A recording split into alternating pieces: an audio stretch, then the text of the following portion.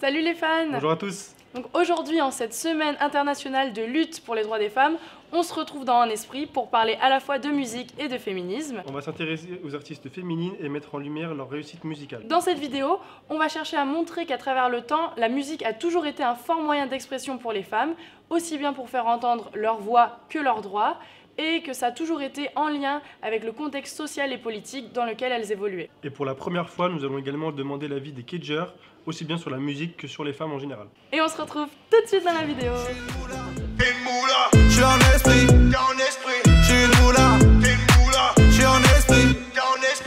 Dès les années 50 et surtout les années 70, on peut voir des femmes qui ont marqué l'histoire de la chanson tout en étant des figures féministes. C'est notamment le cas d'Aretha Franklin. En 1976, elle sort Respect, un titre à la fois politique et féministe, à l'image de l'artiste qui est une reine de la soul et une icône noire féministe. Avec ce dernier titre, elle reprend l'hymne machiste d'Otis Redding pour en faire un véritable manifeste féministe intersectionnel. Respect appelle à l'égalité entre les hommes et les femmes, entre les citoyens américains, au-delà des ethnies et des genres. Aujourd'hui, on peut également observer une nouvelle vague de chanteuses féministes, notamment en France, avec des artistes comme Juliette Armanet, Clara Luciani, notamment avec son son Grenade, ou encore Angèle avec Balance ton quoi.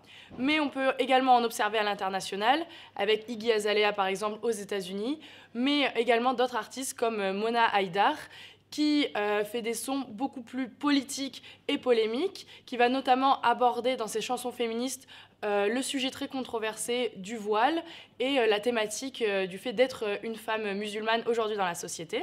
Toutes ces artistes et toutes ces chansons sont bien entendu en lien avec le contexte social et politique de tous ces pays, avec la vague MeToo, l'affaire Weinstein, aujourd'hui en France le cas Polanski et plus largement depuis 2008 la présence de Donald Trump aux États-Unis. On peut également observer l'émergence d'artistes qui sont exclusivement connus pour leur son à dimension féministe. C'est le cas par exemple de Rebecca Lane, qui est une chanteuse, une rappeuse et aussi une poétesse qui vient du Guatemala.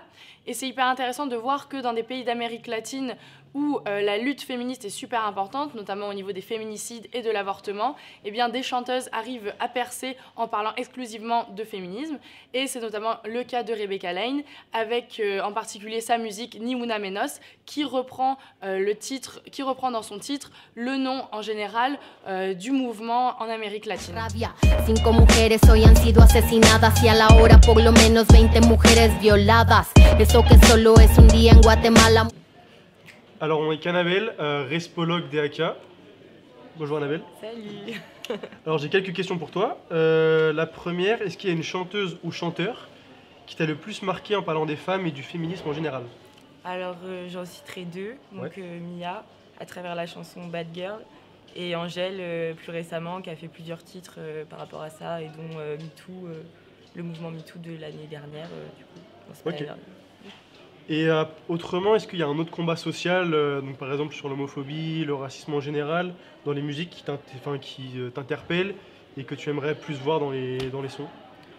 Je vais reprendre encore Mia, elle a fait aussi Border, qui est un titre sur l'immigration. Et je trouve ça intéressant de parler de ça et de mettre ça en valeur, puisque actuellement il y a un gros souci là-dessus. Et en le mettant en chanson avec le clip, on perçoit la cause différemment et ça touche plus les gens. Donc c'est une respologue RSE. Ok, donc là on se retrouve avec Louis du pôle anime de la liste BDS des Razanas. Donc bonjour Louis. Ça va Eva? Oui, ça va. Donc j'ai quelques petites questions. Est-ce que pour toi, il y aurait une ou un artiste qui serait un peu une icône pour toi du mouvement féministe, qui le représenterait bien quoi? Il y en a une, mais elle n'est pas vraiment référencée comme chanteuse. C'est la youtubeuse Gaël Garcia Diaz. Ouais. Je sais pas si tu vois qui c'est. Et en gros, elle fait quelques clips et tout. Et il y en a un, c'est Natacha, où elle met en scène une fille qui est prostituée, etc. Et ça montre les violences qu'elle subit avec tout ce qui est le réseau, les Macs, etc. Qu'elle perd totalement confiance en elle, etc.